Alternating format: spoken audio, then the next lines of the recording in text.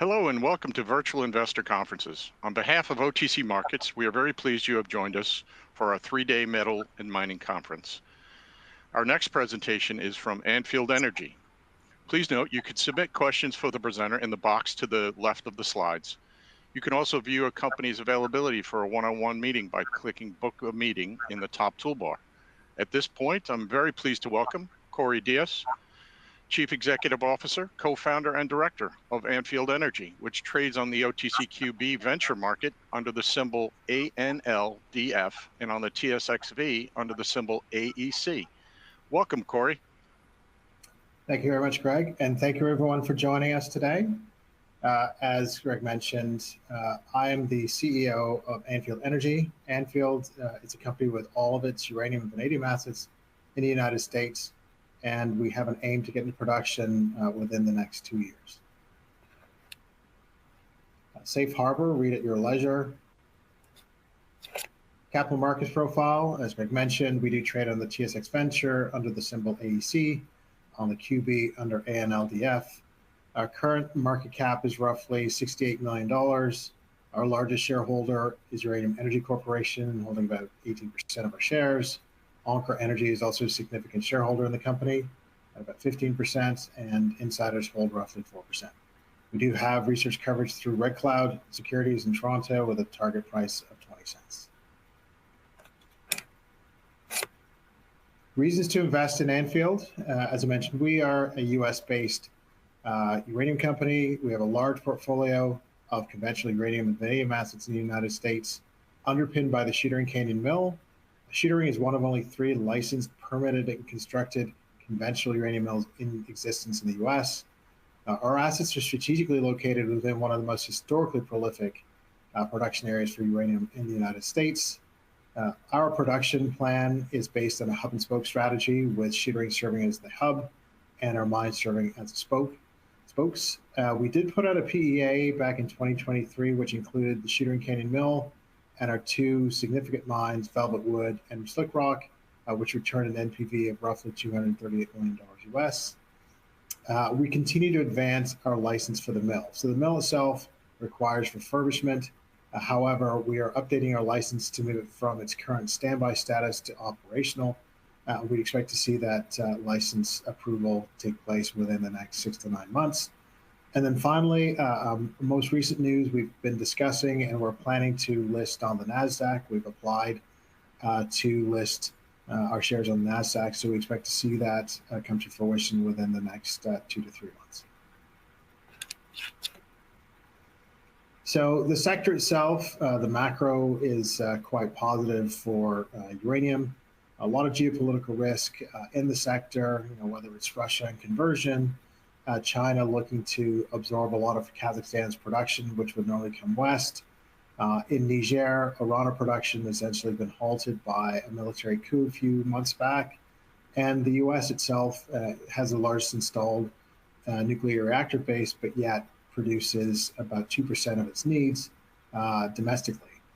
There are other opportunities for nuclear. You can see that as an expanding sector. China, UAE, India, Eastern Europe are all approving reactors. Japan is restarting reactors that were shut down during Fukushima. Other countries, including the US, are looking to extend the life of existing reactors, which obviously would require more uranium to be provided to keep those running. And then the supply side, Cameco has shown production is a difficult thing, and its production was down back in 2024. We'd expect tariffs that are being placed on foreign imports to also negatively affect uranium coming through into the United States. We still have physical uranium funds looking to buy pounds in the marketplace, which means there are fewer pounds for nuclear reactors to purchase. And Kazakhstan and Kazatomprom in particular is having challenges related to its production profile. We've seen production misses in 2023 and 2024. We don't expect to see anything different for 2025. So with demand increasing and supply dwindling, the uranium price is likely to move up. We also believe that tariffs will have a positive domestic impact on the price of uranium, so much so that there may be a bifurcation of pricing in the uranium sector, where the US pounds are provided at a premium vis-a-vis rest of world pounds. So the hub and spoke strategy that I mentioned earlier, you can see on the top right, there's a picture of our assets. The Shooting Canyon Mill is denoted by a gray dot. Our key assets, our near-term production mines, the Velvet Wood, Slick Rock, are denoted by darker blue dots. You can see the proximity of our other properties vis-a-vis Shooter Ring, and this forms the hub and spoke, as I mentioned. So the plan is to use the Shooting Canyon Mill, Velvet Wood, and Slick Rock as initial production complex, and then we continue to add in other properties, including the West Slope, which is on the border of Colorado and Utah, Frank M. Finley Tank, as we move forward.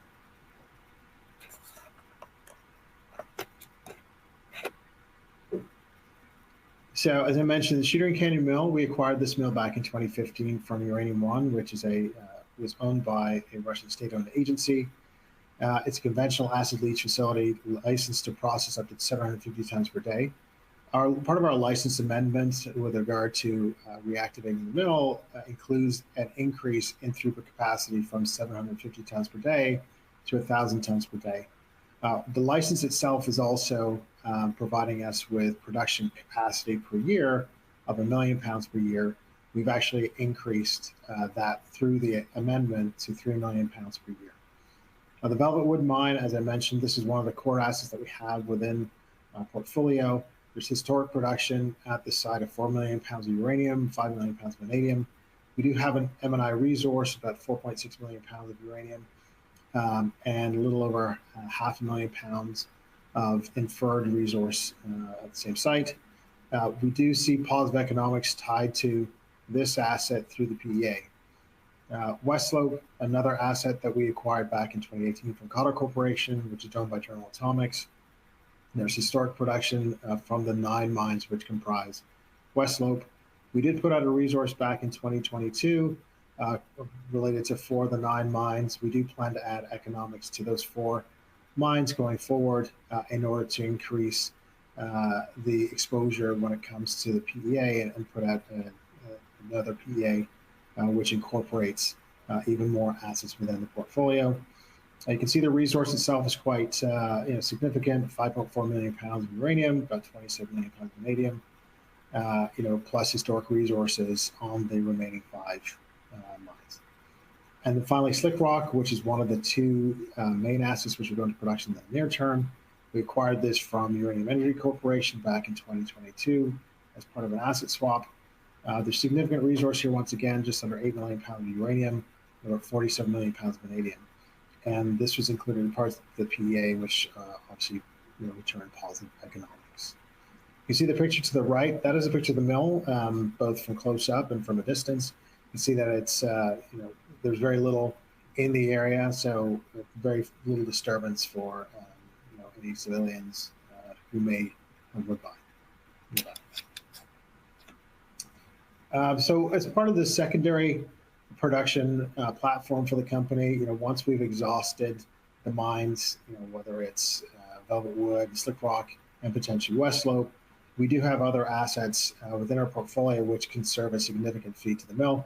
For example, the Marcus Montefoya asset, which we picked up in 2023 from Encore Energy. This is an asset which sits in New Mexico. This is our first foray into New Mexico. Historic resource of roughly 18 million pounds, so it's uranium only, the grade 0.127%. There's a historic PEA on the property, NPV of about $21 million at $60 per pound. Based on the sensitivity analysis within that PEA, at $70 a pound, the NPV moves up to about $73 million. So a significant value as the price tends to move up.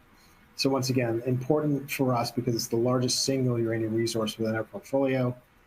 It does increase our opportunity to move into new markets like New Mexico. For us, it can serve as an anchor asset when we do start to look at our secondary production plans, in New Mexico and Arizona. So the company steps to production. So in the near term, we're focused on Shooter Ring, Velvet Wood, and Slick Rock, as I mentioned.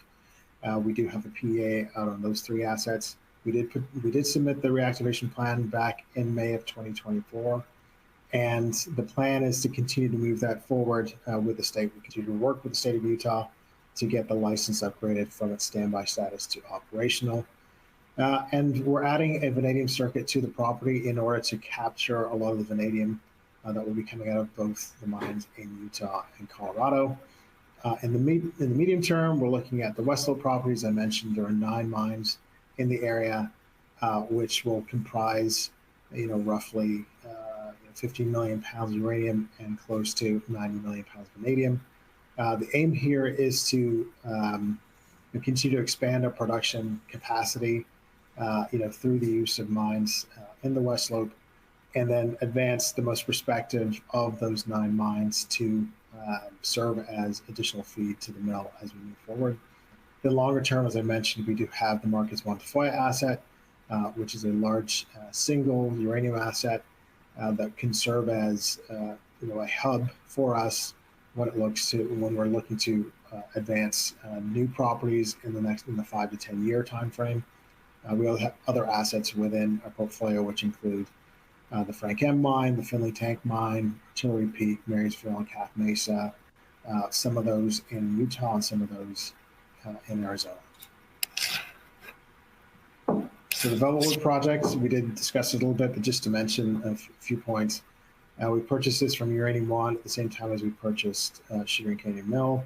Historic production, as I mentioned, there's infrastructure in place, paved roads, grid power, water, 125 miles from Sugar Canyon Mill, so transportation is fairly straightforward. Existing portal in place, underground mining took place here before. We've submitted our plan of operations for this asset. We are part of the U.S. government's expedited program, which will allow for the plan of operations to be expedited and the large mine permit for the asset provided in the relative near term. West Slope, as I mentioned, this is another one we acquired from Cotter Corporation, 9 DOE leases, past production, 1.3 million pounds of uranium, 6.6 million pounds of vanadium. You can see the ratio is about 1 to 5. There's existing infrastructure. The adders are still in place. There's a picture of JD8 to the top right. You can see that there's existing rail in place, readily accessible mines here. There's still ore sitting on ore pads inside the mill itself, or inside the mine. There's plenty of infrastructure in the area, road and power access. As I mentioned, we're planning to move some of these assets towards PEA and the other assets towards technical resource in the near term. And this will serve as additional feed as we do look to open up the mine to expand the mill capacity.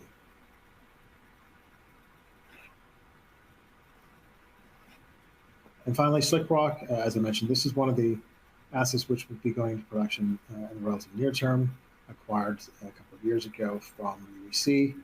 There are existing shafts, portals, and workings at site, road and power access once again. And we do have the opportunity to ship material from here to the Sugar Canyon Mill. You see the picture on the top right. The green shape represents Slick Rock. The blue shape, the top left blue shape represents one of our DOE leases through West Slope. So you can see the proximity of these assets quite complementary. So when we do look to put out an existing or an advanced PEA, we can incorporate some of the DOE leases with Slick Rock. We did complete a 14-hole drill program on this asset in late 2024. Our aim is to put out an updated resource and tie it into an updated PEA going forward. So peer comparison, just looking at the players who have the ability to produce in the relative near term. See Energy Fuels, UEC, Encore, EOR Energy, and Peninsula Energy. And see our market cap significantly smaller than most of the other players on this page. If we look at where we could potentially get to, Energy Fuels is roughly almost 20 times our size. UEC is significantly higher than that, but we do think that in order to reach some of the smaller players, 5 to 10 times is not unreasonable. So we think that there's significant upside to investment in our company, given what we do have on our plan to get into production vis-a-vis our peers. So management directors, as I mentioned, I'm a co-founder of the company, CEO and director. I've been in capital markets for 20 years. Doug Beam has been in the business for over 50 years. He has built mines and mills in the United States. He runs an engineering consulting company. He has actually touched most of the assets in other capacities in the past. So he's the person driving our plans to move forward to refurbishing the mill and getting ourselves back to production. Ken Mashinsky, our chairman, 33 years of work in the nuclear sector, has run a producing asset down in Australia called Quasar Resources, and has significant experience when it comes to the conversion side of the business, as he sat on the board of the ConverDyn partnership with General Atomics and Honeywell. Josh Bleak, co-founder and director. He's also a fourth generation mining person. His family's been in uranium for a number of years. He's our man on the ground in the U.S. and helped secure a lot of the assets that we do have within the portfolio. So just to mention, other people on our board who have significant experience. Don Falconer, for example, has run uranium companies in the past, has sat on a number of boards, including Energy Fuels, has also worked in the sales and marketing team of Ontario Power Generation. So he does have significant experience when it comes to things that we are looking to use going forward. And then finally, Ross McElroy, most recently of Fission Uranium, managed to sell the asset for roughly $1 billion to Paladin Energy. He joined our board a couple of months ago and is excited about the work that we're doing here. And this is a couple of our other assets of Frank M and Finley Tank. These are longer term assets, but certainly just giving you a sense as to what assets we do have and the type of assets that we tend to pick up. They're not greenfield assets. They tend to have past production, existing resource, or current resource. So that's the story, and thank you for taking the time to listen to it. I'm going to go through some of the questions that have come through. I'll read them out and then I'll respond. So the first question is, what is the nature of your relationship with Encore Uranium Energy Corporation? Well, our relationship, I'll start with Uranium Energy Corporation. We've done a number of different transactions with Uranium Energy Corporation. I think they're the big player in the sector. We have a lot of respect for what Amir's done with UEC, growing it from a fledgling company into something, a multi-billion-dollar organization. We've done transactions with them in the past. We know their portfolio is focused on ISR properties. We are a hard rock uranium company. We also know that UEC has other hard rock assets within its portfolio, which would make sense for us to pursue going forward when it comes to putting together additional assets within the portfolio. So we do have a good relationship with UEC, and we expect to have that going forward, especially because UEC is has committed to us by investing in us on a number of occasions. In terms of the next question, I guess the other part of the question is Encore. We have a relationship with Encore. We did transaction with Encore to acquire Marcus 1-4, as I mentioned, back in 2023. And as a result of that, Encore received a share position in Anfield. I think it's an investment position. We do have conversations with Encore on occasion, but it's a different relationship than what we do have with UEC, as UEC is actually funded and provided funds to the company. In terms of the next question, what are the catalysts for re-rating of Anfield?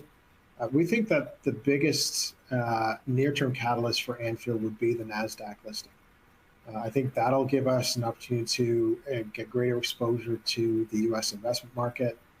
Given that we are a U.S.-only asset-based company, I think that's going to be very attractive to U.S. parties. I think right now trading on the QB, it limits the number of U.S. investors who can get involved. So we think that having the NASDAQ listing will certainly open up the doors to a greater pool of U.S.-based investors.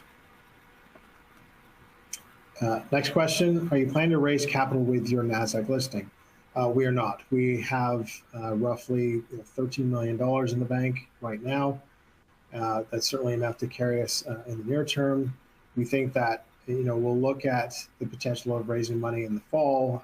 Once we've advanced the license with the state and we have a better understanding as to where we are when it comes to the plan of operations and large mining permit for Velvet Wood, what work we can do there. We have to wait for these permits to come in order for us to commence work on site. And the same with Slick Rock. So, probably looking more like the fall would make the most sense for us. But in the near term, as I said, we've got significant funding in both from AEC and from an existing investor.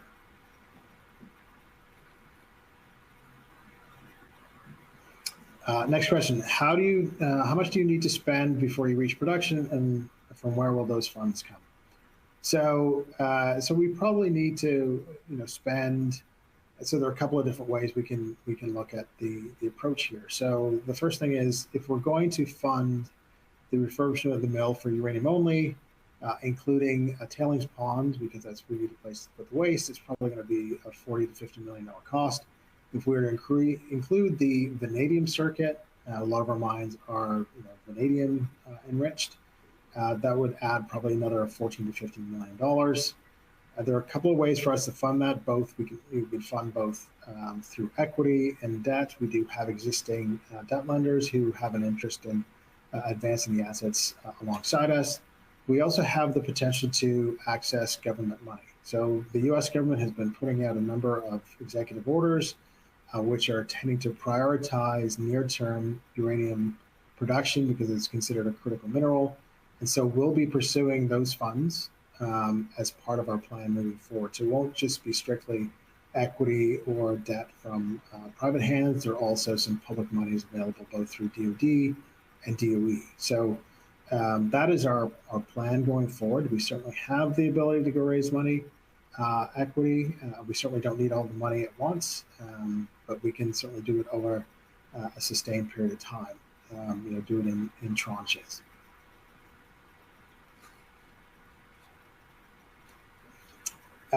So the next question, how easy do you expect it to be to find staff with the relevant experience to operating and producing mill?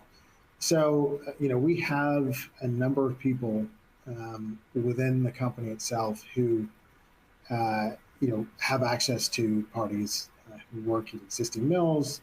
And I think another important thing here, a uranium mill is not really different from any other kind of mill. So whether it's gold or copper, it's extraction, it's, you're running conveyor belts, you're doing separation through leach tanks, things like that. So it's not, you don't have to have uranium specific experience in that regard. So you can find workers who have experience running any kind of milling or processing facility in other commodities. So we think that we've certainly had conversations with locals in the area, in close proximity to the mill within an hour and a half, who expressed interest in working at the mill. And some of them have previous experience working for other facilities in the surrounding area. So, like anywhere, there's going to be challenges when it comes to getting staff. But I think at the same time, we think that there's a core group of people that we can access in order to get the process started.